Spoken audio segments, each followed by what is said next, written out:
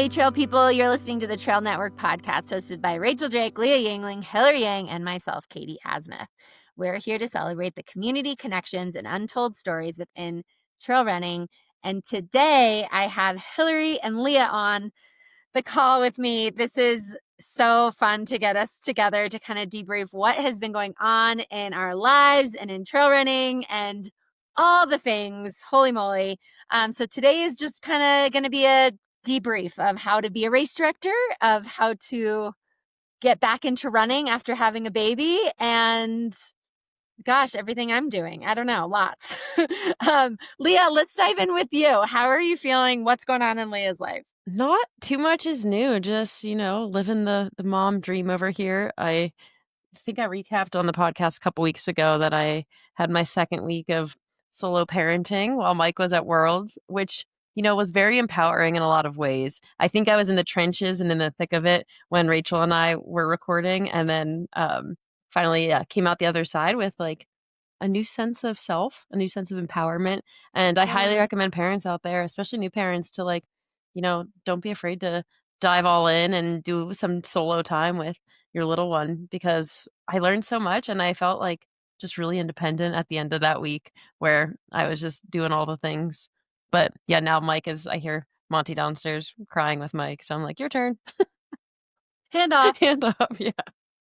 Oh my gosh. I remember feeling when the kids were little that I would nail it. Like I'd be like, God, I'm really nailing this motherhood thing. Like finally understand how to feed you. I finally understand how to get you sleeping and all these things. And then there would be a growth spurt and then everything would go out the window. I'd be like, just kidding. Don't know anything anymore. So it's like, just when you start to get comfortable, you get thrown some curveball and you're like, oh. Percent. That's like he got another vaccine yesterday, and I'm like, it was smooth sailing for a while there, and then today has been like he's a little fuss button. But I'm like, yeah, always learning.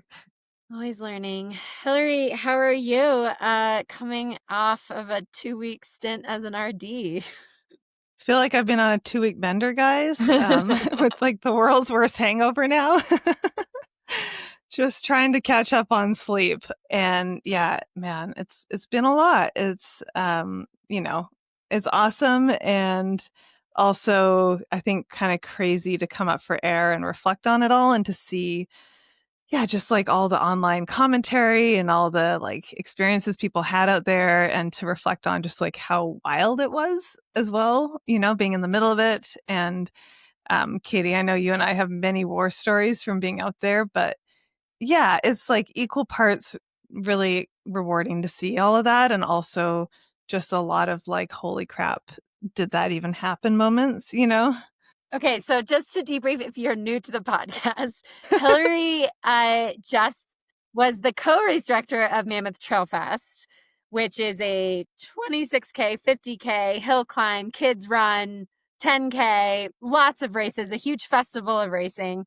And then the following week, she was the head race director for the Mammoth 200, the inaugural Mammoth 200, which we've been talking about all year. So if you've been listening for a while, you've grown with us. You've listened to kind of what Hilary's gone through to understand how to throw the inaugural race of a 200. And, it's a really huge undertaking. And honestly, a Herculean feat. I'm so impressed. And it was so much. And I got to witness it from lots of different lenses. And all I can say is, Hilary, you absolutely nailed it. And I'm so in awe of you. And just, lots of lessons learned, which I don't know if we want to get into. But I mean, the big storyline for me was, I guess, two things. And I'm going to be honest with one of them. But the first one for sure is weather. Like we talked about mandatory gear and how critical it was.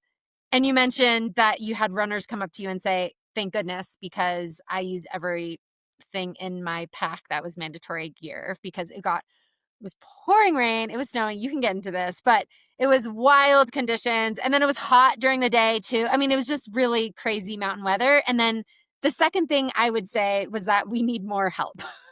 Like we just need more volunteers. And I think we all look to Cocodona as kind of the premier 200 plus mile distance race, but they go through major metropolitan areas and they have so many people. Just the demographic is much different when it comes to your volunteers. And at the Mammoth 200, there was a lot of us with very little sleep, let's just say, but it was amazing. And anyway, I don't need to go too much into it. I want it to be your story, but I will say for me, coming off of it after pacing Rachel and then 56 hours at an aid station, I felt a massive come down, almost like race blues. And I didn't race, it was like, oh my God, did that really happen? And wait, I don't want it to end. And the chaos and the craze was sort of addicting and like just so fun. And the best of humanity was witnessed. And such warrior stories. But I'll say too, Hilary, before you dive in, like following from afar, just watching you like a first time, like true full on race director, amazing to see. And like it looked like an extreme success. There's not a ton of 200 milers here in the US and like across the world, period. And when you think about the ones that do exist here in the States, they're often under an umbrella organization that has done a lot of these, whether they're 200s or just races in general. So it's like Aravapa and then destination trail races. They've done these for a while, and you are taking on the Mammoth 200, which honestly, from the get-go in its inaugural year, looked like it was pretty much like the second most important 200 that's existed here in the US, which is incredible. I'd probably Cocodona above it because they have the history, the years, the volunteers, like you guys mentioned. I think it's pretty awesome that year one, Mammoth is right up there with Cocodona and had a ton of live stream views. I think it was on par with like the Hard Rock live stream from this year, which is freaking incredible. So props to you. I know like behind the scenes, there was probably a lot of stuff hitting the fan. It wasn't very apparent from the outsider's perspective, and it just looked like a huge success. So excited to hear the worst stories, but also it looked amazing. Thank you, Leah, and Katie. Thank you for being in the trenches with me as well. It is sort of crazy to step back and see all that. And like, we actually just got all the analytics back from Mountain Outpost on the streams, and like it performed so incredibly. Like it does feel like we came in at like a year 3 Cocodona as far as sort of like storytelling and just like the audience, which is also to Mountain Outpost credit because they come with an audience for that. And like, that's one of the reasons I wanted to work with them is like they put on such amazing coverage for Cocodona. And we were the first race that they've live streamed at the first 200 miler that they've live streamed that wasn't theirs, which I feel like was an interesting challenge because 200s are just so much more ground to cover. And it's like, they had to come in year one and figure out like where to go and where on the course. And we were having all these conversations of just like how to cover this thing. It's crazy. Like we got millions of views on social media and like, I don't know, something like almost 60,000 hours of watch time on YouTube or something like that. It was pretty crazy. But people love stories and people, they get invested. So that was really cool to see. Katie, what were you going to say? Yeah. So I can't count the amount of locals in Mammoth that have come up to me to congratulate me on the race. And I'm like, I wasn't the race director, but I definitely felt so invested in it and was, helped to organize and that sort of thing. You were an honorary member of the team. Yes. I will say that the amount of local support that came out after that, we didn't even know about this. People run that far, like all that stuff. And this is from an endurance mecca, right? And, definitely a trail running mecca. But, people that are outside of that sport, people don't know per se. And you're running through their neighborhoods in Crowley and people are like, what's going on? Let's learn. And so, but a lot of people have come up to me. Like I said, countless have said, that was a huge success. How can I help next year? So for me, I'm getting chills just thinking about it because it was not only to your point, millions of views from our community and from the outside, but also with our local community here. And I know that's a big goal and mission of TrailFest and for you and Tim at large to really bring in the community. And I think nailed it because people believe in it, people support it. It was like a huge success from that perspective too. So I just wanted to give my 2 big thumbs up from a locals perspective, which is really rad. So that's cool. And like, yeah, that means a lot. And honestly, that means more than like all the online views. And I think Tim and I both put a lot of work in, especially Tim, into like educating the communities, because a lot of them were like, wait, like this event's running overnight. Like, I don't know about that. Like kind of picturing like Grand Fondo style people coming rolling down the street at midnight. And we're sort of like, no, no, no. It's like going to be two people hiking by with their poles, you know, middle of the night, like really chill. And so just sort of like telling people what it is. But yeah, I mean, man, there's so many pieces to this thing.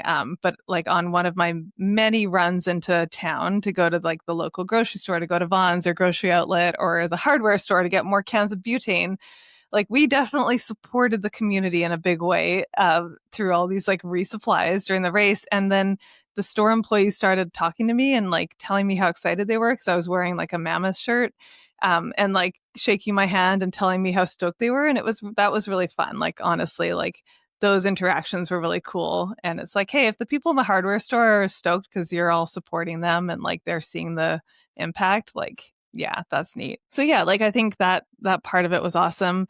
I will say many lessons learned. Like we're still debriefing this week, and I think probably Tim and I would both tell you that like we need way more help next year if we were going to pull it off. Like I think this year our attitude was just like, we'll figure it out, we'll get it done. It was hard to get enough volunteers just because Trailfest happens the weekend before and it is a small town and we don't have the like massive supply of people. But the volunteers that we had were incredible. Like I just like honestly was blown away by every single person that came up and like claimed an aid station and stayed there for like 48 or 50 or 55 hours through all the weather and just like owned it and like had such a great attitude about it. So like truly we were a small but mighty crew of people and every single person just like went above and beyond.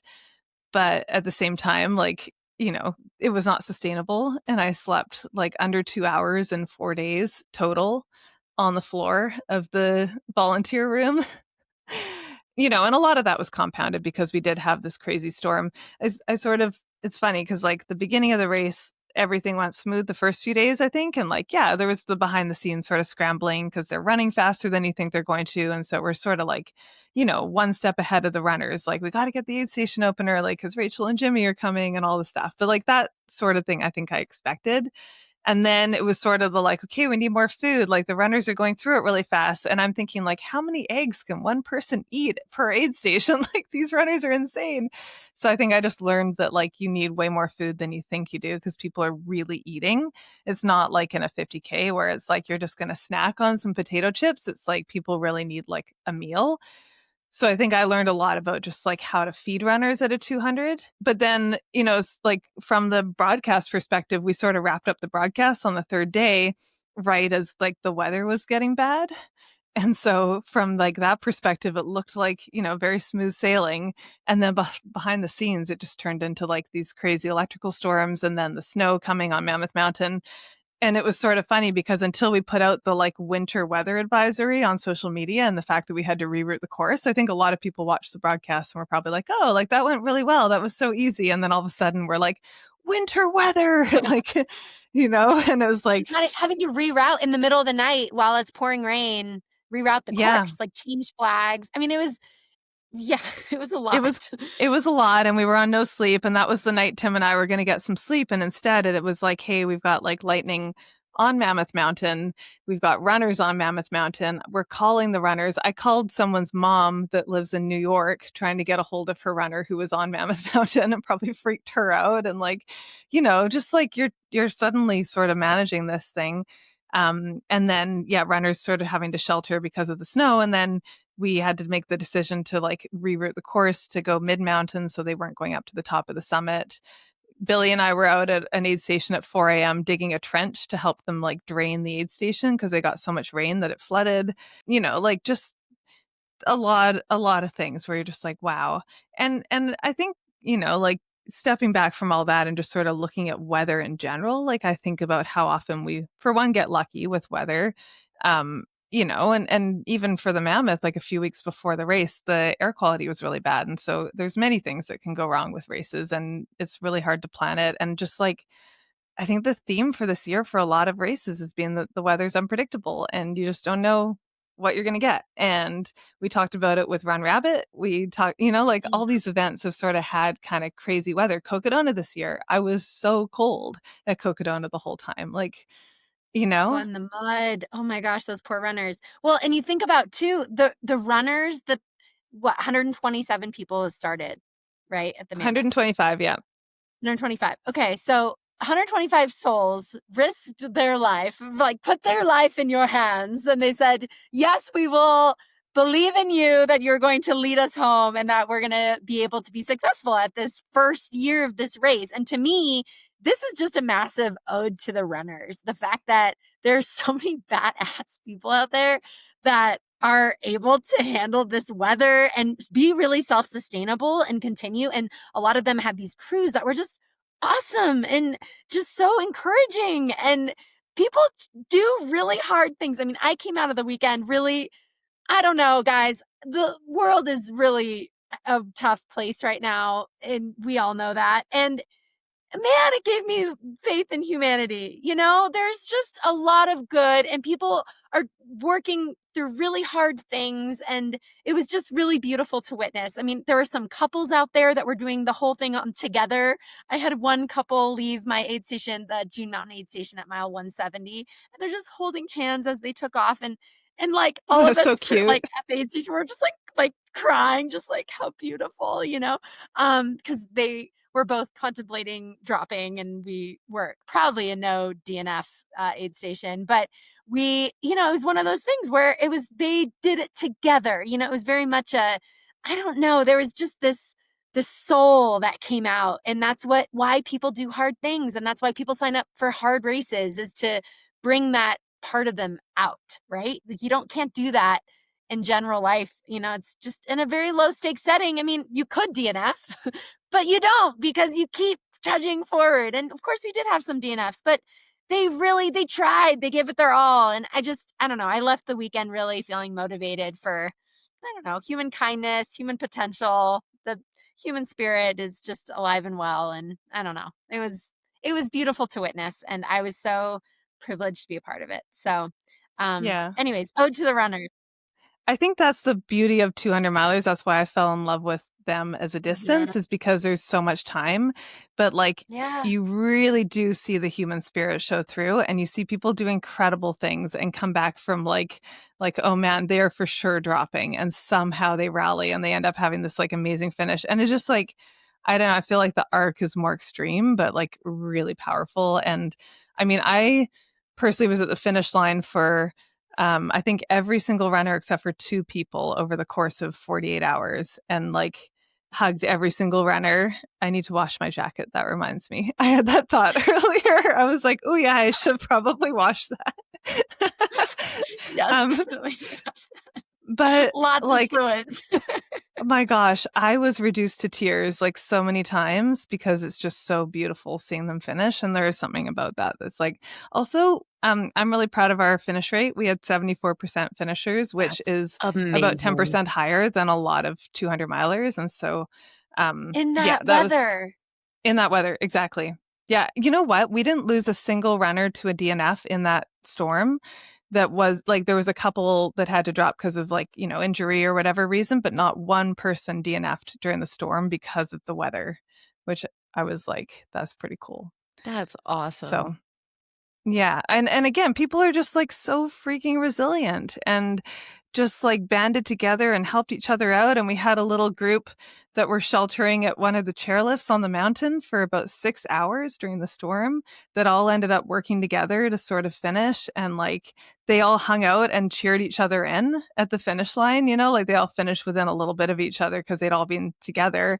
And that was freaking cool. Like, just so many moments. And so, yeah, I think I'm in the stage of recovery where I'm reflecting on just like, it can be really scary and vulnerable to be a race director, because so many things go wrong and can happen out of your control, and you want every single person to come back safely. And I think that part is always going to feel a little like, oh my gosh, like we're putting all these people out there, and like, yeah, to your point, Katie, they're putting their trust in us. And so I think I feel the responsibility of that a lot right now. But I'm also really proud of like the experience we gave people. And I think we did a really good job and got everyone back safely and made good decisions. And, you know, it's a lot. Like I think Tim and I both poured our hearts and souls into it, and I'm proud of what we did. It's so complicated to unpack it all because it does feel like it feels like I ran a 200 miler, you know, like or more, Totally. maybe 400 miles.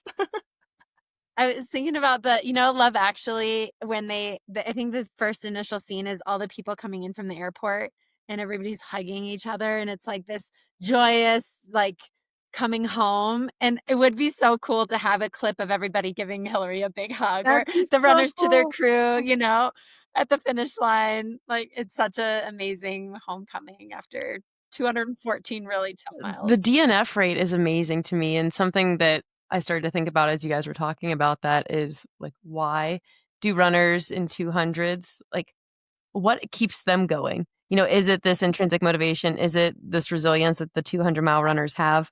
Something that I think would keep me going if I was running a 200 is seeing the crew that I've gathered to invest their time and energy in me for, 3 to 6 days out there.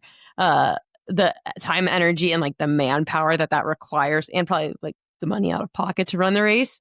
Man, I think all those things would just be firing in my head, being like, you can't drop because you just recruited this group of 10 people to support you this week. Did you see like crews of like big sizes out there, like big communities surrounding like each runner? What did that look like?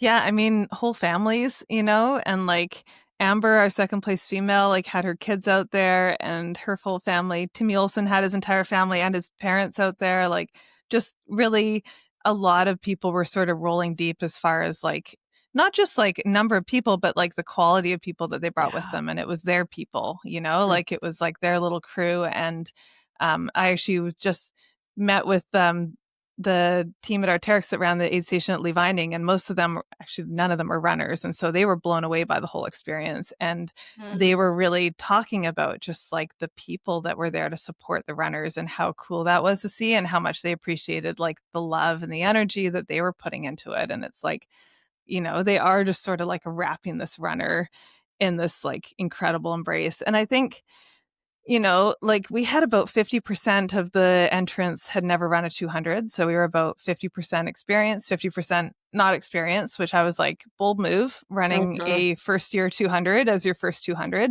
Respect to that. Also, no pressure. But, I just think, I don't know, like I'd be interested to know what a 100-miler would have looked like as far as the DNF rate. But I feel like a lot of our DNFs were on day one or that first night. And it was maybe because people were going like fast and they were trying to push it. But then once you sort of settle into that groove, I don't think many people quit just because it was hard, and that was kind of cool to see. It was like the DNF rate really slowed down, and it was more just like, okay, I'm going to troubleshoot and I'm going to just like dig in and there's something just like beautiful about that. And so, yeah, I don't know. They're just this weird, unique beast. Yeah, I was going to say there are some runners that didn't have any crew, and Yeah. and what was so cool for me was that they really connected with other runners. So they would come in together and they would want to leave together, like one would say, I have to take an hour nap. And one would say, oh, I was just going to do 15 minutes, but hey, an hour works sort of a thing. Like, and they would sort of work together to be able to continue together, and kind of that PCT or long trail mindset of, a through hike that you kind of link up with people to carry the journey together. And I thought that was really beautiful too, to witness that, the stories that they had and the bond that they had together. That was really fun. So, it kind of came in all shapes and sizes of how the relationships were out there. Maybe we should all do a 200 together, guys. Oh my gosh. That would actually be I'm kind so of incredible. inspired.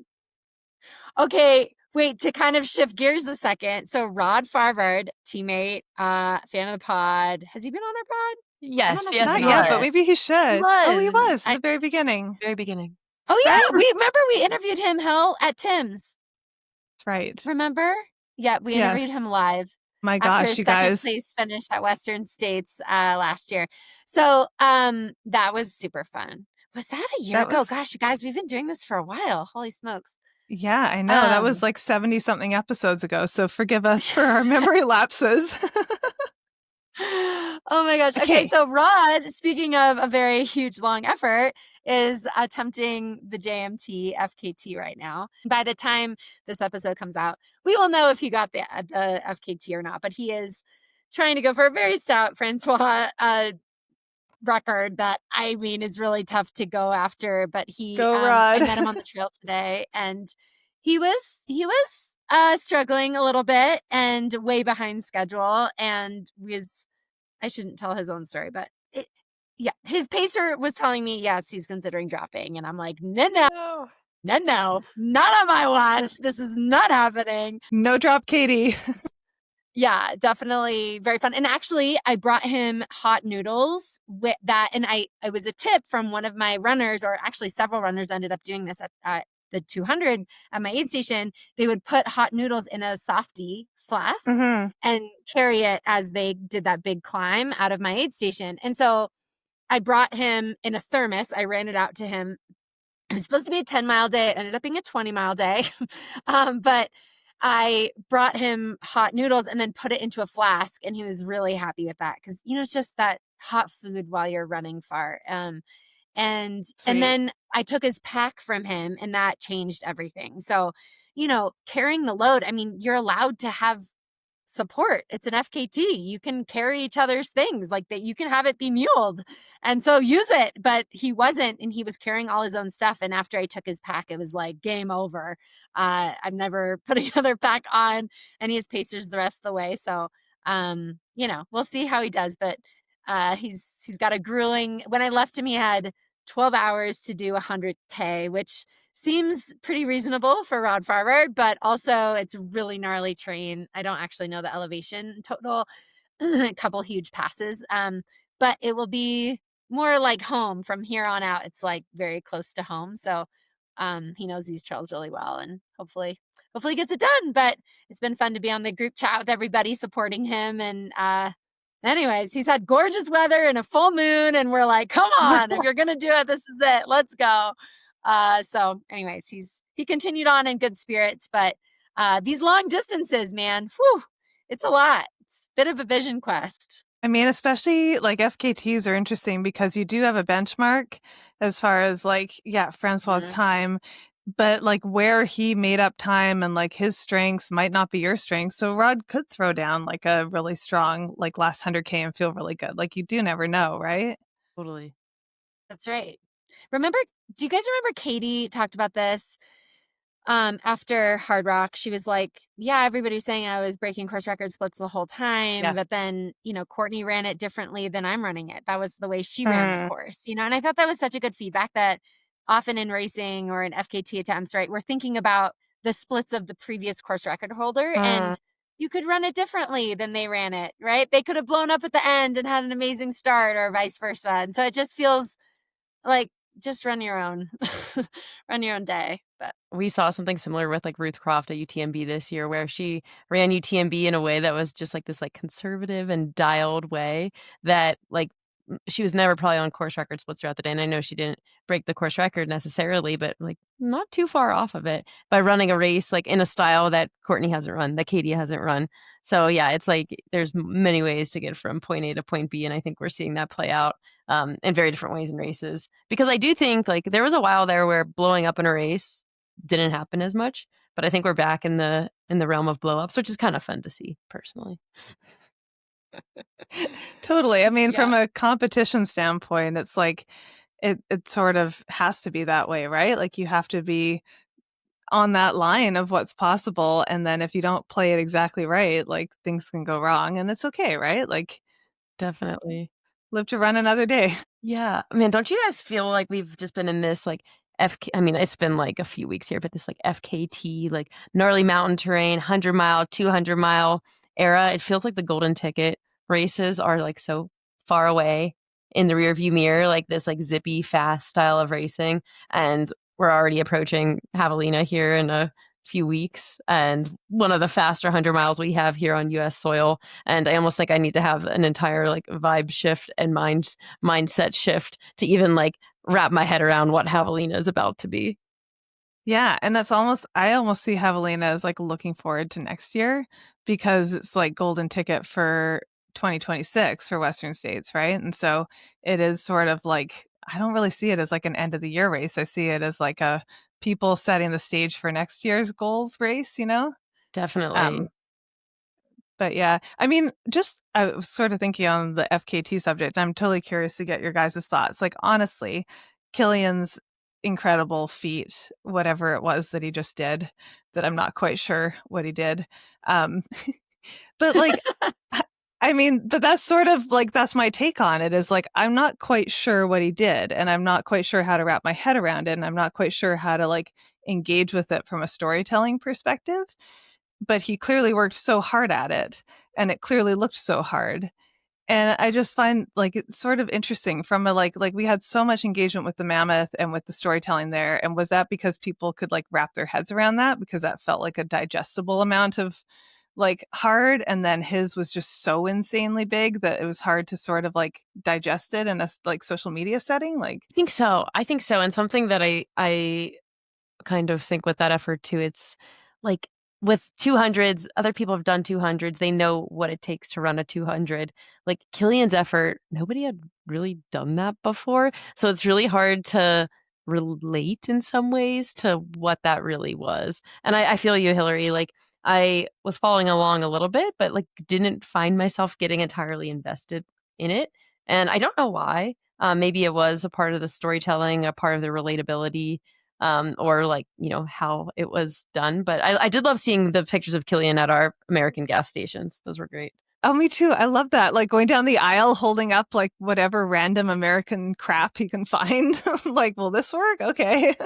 Yeah, I think people would know, but that he summited all the 14ers in the lower 48, and he got there by mode of bike or foot.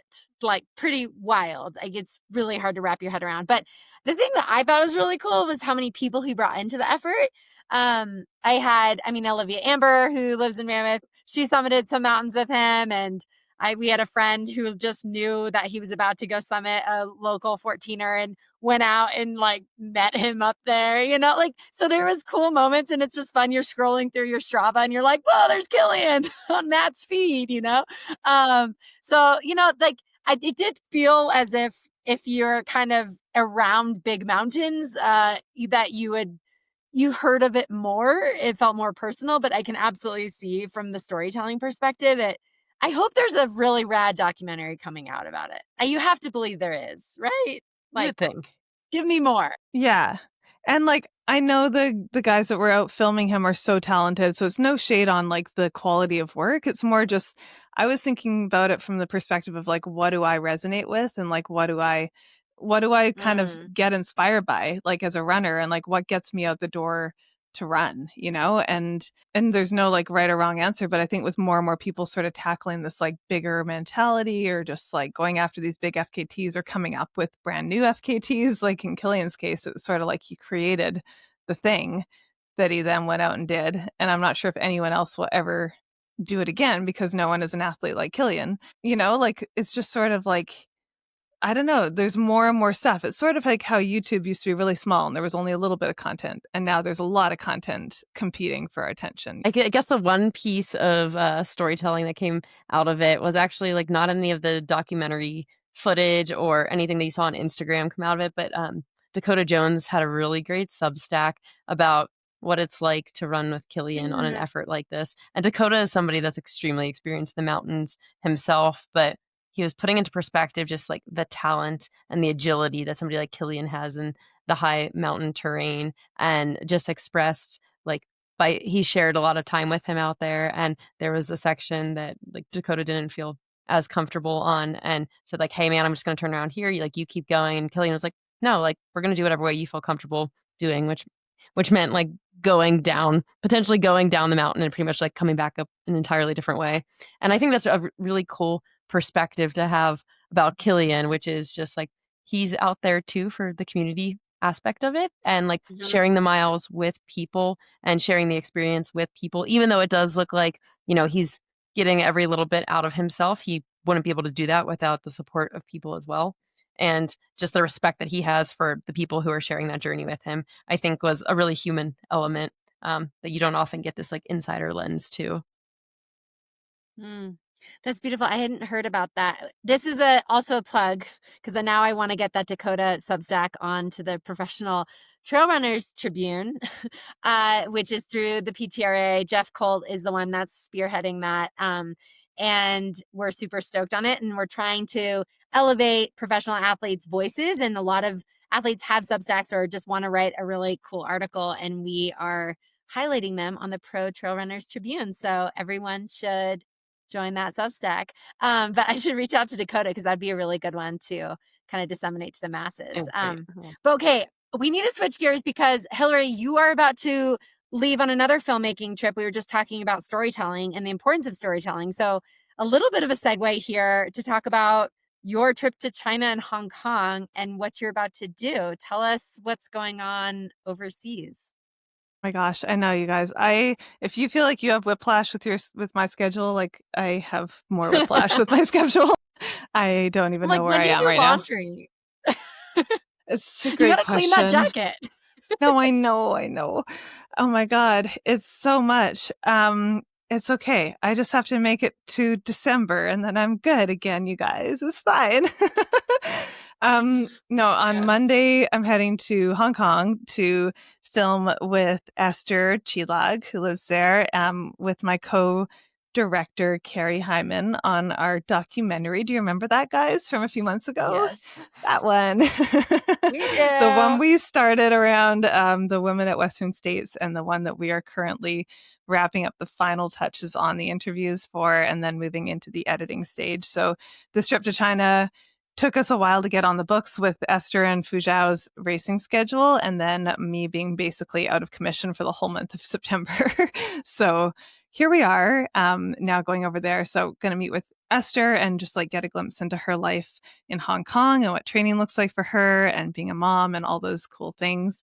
And then go over to mainland China and see Fuzhao at the UTMB by Ninghai, which is, I think, a newer one that they're sponsoring. And personally, like I've been at one of the Asian UTMB races in Thailand a few years ago, and it kind of blew me away. Like the production level, they had smoke machines, they had fire dancers, they had like thousands of people running. Like it's just a totally different thing than like the North American vibe. And because there's so many trail runners in Asia now, I'm really excited to like kind of experience the Chinese, like, trail running community.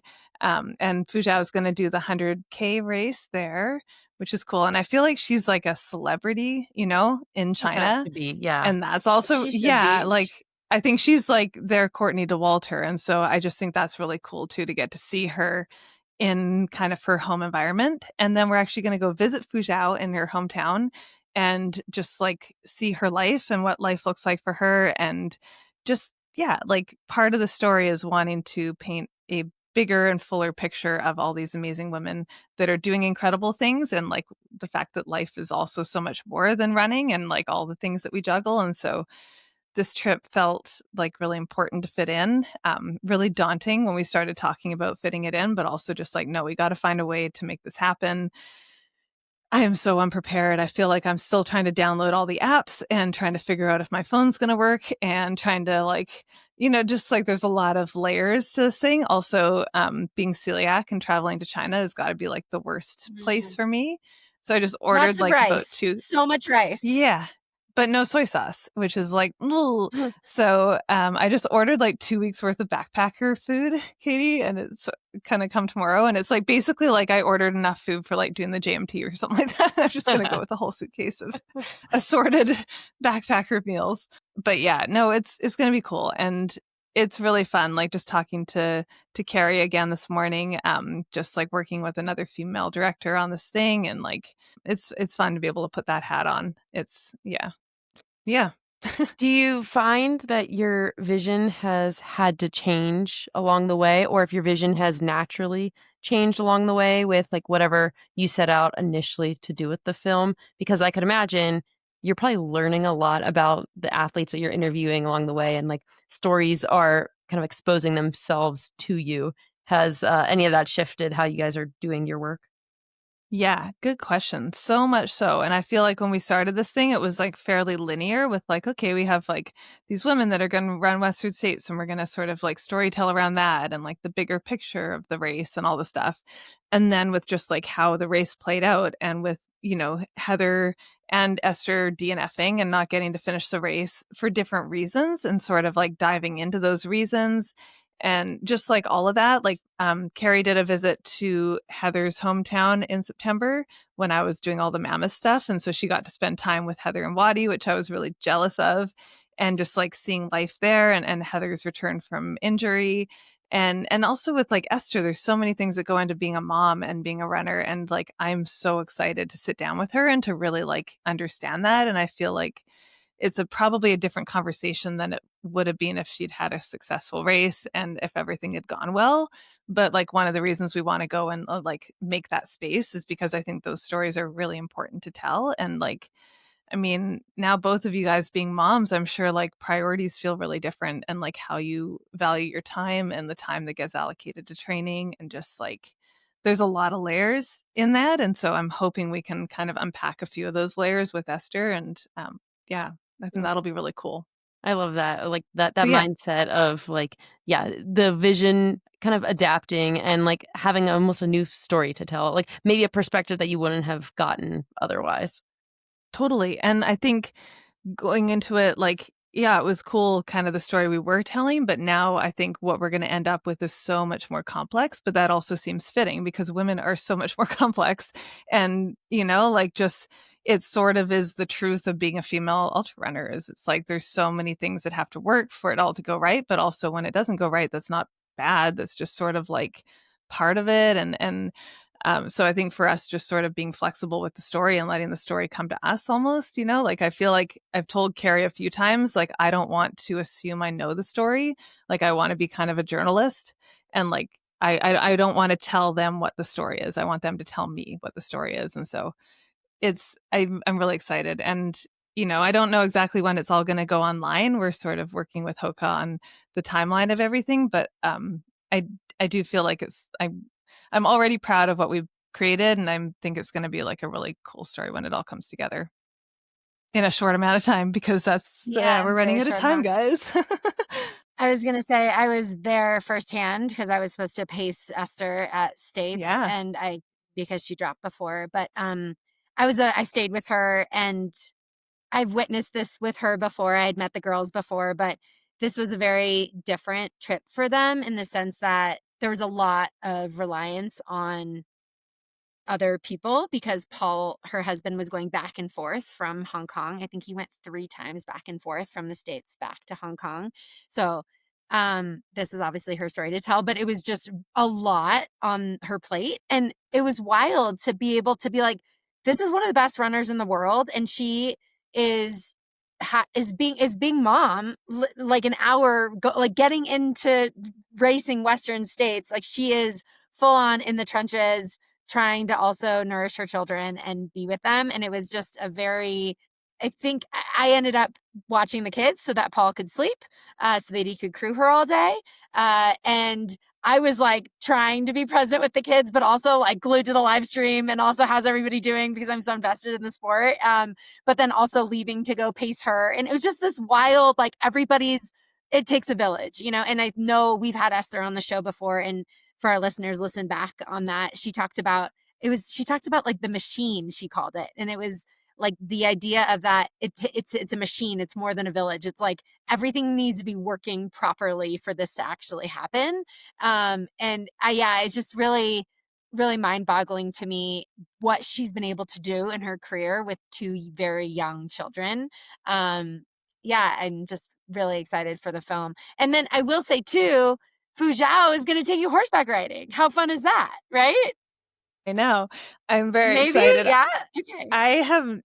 I just know a little bit of her plans, but I know she's really excited to show us like, what life looks like. And I'm just really, really excited because I feel like that's something we don't get enough of is just sort of understanding like just the dynamics of being this like incredible female Chinese trail runner. And so and she's just like a powerhouse. And so I'm super, super stoked to to go over there and spend time with her. So yeah, it's, you know what, guys, I've just been prepping for the jet lag. That's what this whole last That's few all weeks this has is. been. It's just like getting used to not Yeah. sleeping, and it's fine. Any of our listeners travel to China, we need some tips for Hilary. So Yes, send them let my us way. know. But speaking of not sleeping, Leah, I'm looking at you and I'm wondering just like how you're juggling, like, you know, baby time and Mike being gone, but then also like your own running and like what that looks like for you right now. Cause I feel like you're probably working through that on the daily basis right Totally. now. Yeah. One of you guys said something in the conversation there that was just like the prioritization shift that you have when you become a parent.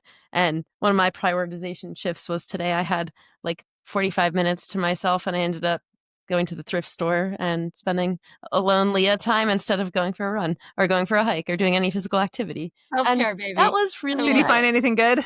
Yeah. I found, I got so much good stuff. I got like stuff for my nephews and then like a little like swimming outfit for Monty for like 6 to 9 months. Just, I'm Oh my collecting gosh. over here. Cute. Oh, and some cute little shoes. Anywho, but yeah, I really have been appreciating like that balance and feeling no rush to get quote unquote back. I think it was Brittany Charbonneau recently had a really nice post that was reflecting a similar sentiment. That's just like, we don't bounce back. And sometimes like that might not be the most healthy perspective to approach it with. And just almost like rebranding yourself in some ways. And I can really relate to that. I have been doing mostly hiking. I'm 11 weeks postpartum now and have been doing largely hiking, not because like I can't run right now. I can, but it just doesn't feel 100%. And I want to make sure it feels 100% whenever I do.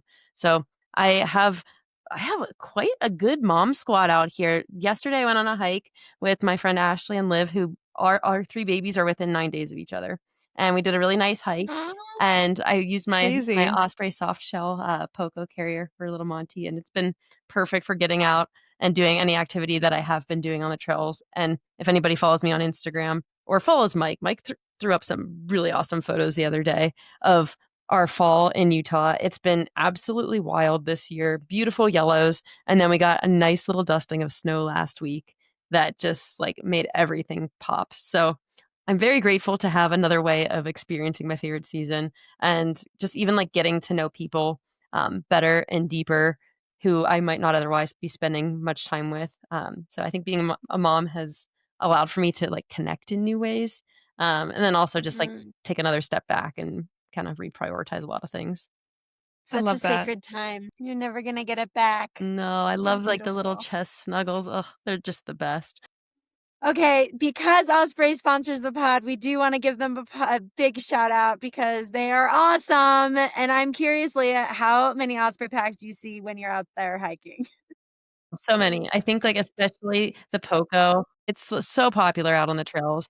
I think my combo that I've been doing lately has been the Poco soft shell carrier combined with the future Osprey Pro, the Dina Pro belt that'll be coming out next spring. It's what I'm going to be using when. Oh, they're coming out with a belt too? Yeah, it's great. So it's been great to have a combo. They had it last year, I think, because I think Mike had a couple and I wanted to use it at Javelina. I think I might have even used it. I think you did. I think I did use it now that I'm thinking about it. Do I still have it? I don't know, You but it were doing worked a great. prototype. Yeah. Okay. Yeah. Oh man. Oh, that's awesome. We need more belts. I'm really excited about that. Yes to that. When is that going to be dropping? I think next spring. Tell So we me, still have but you know what? Spring's around the Okay. corner. It's almost here. But yeah, next spring, we're really excited for We're the just whole hyping it line. up. That is cool. Yes. I'm excited. But Katie, what do you got some plans for the end of the month? What do you have coming up? I'm racing Javelina 100K, trying to end the season on a high. I didn't know you were, Katie. Yeah. I'm so out of the loop. Wow. Well, right before this podcast, that's why I was running a couple minutes late. Zach Marion jumped on a call with me because had some questions about it's so funny, of course. It's like, well, Katie's gonna be there, so of course she can do commentary. And I'm like, okay, guys, but I'm gonna race. So yes, I will be there. And yes, I would love to do the the pre-game show before the 100-miler. And then, yes, if I could jump on the live stream for the 100-miler and call in the women, yes, please.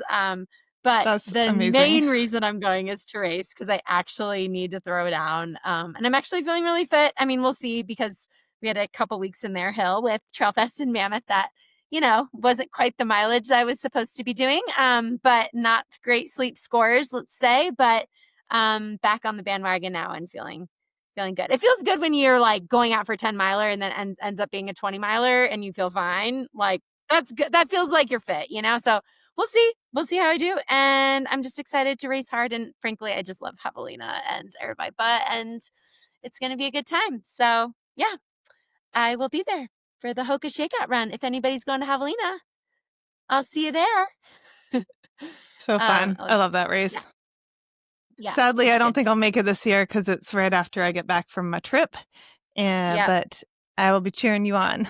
It's going to be fun. It's for anybody who doesn't know, Javelina is an awesome beginner's race. They have this fun race that's 31K, one loop. Otherwise, it's 5 loops for the 100-miler and then 3 loops for the 100K. And it's just a really fun vibe. Everybody's in costumes and it's very Halloween vibes and just a big party in the desert. And it's good time. Do you have a costume? I have a costume for after. I have to wear. I did buy a tutu, it's like a short tutu that potentially I could run in, but I have to wear my Hoka kit, right? So I'm like, that's not that interesting. I mean, I get to. I'm very proud to wear my Hoka kit, but yeah. So I think probably a tutu with my Hoka kit. What about like a little wig? You think it would stay on? But it's also like 100 degrees out, so I really don't want to be like. Anyway, costumes are hard for that race. Like I have massive respect for people that commit to the costume. I usually end up being like, I'm doing 80s themed, and then putting some neon lipstick on. Like.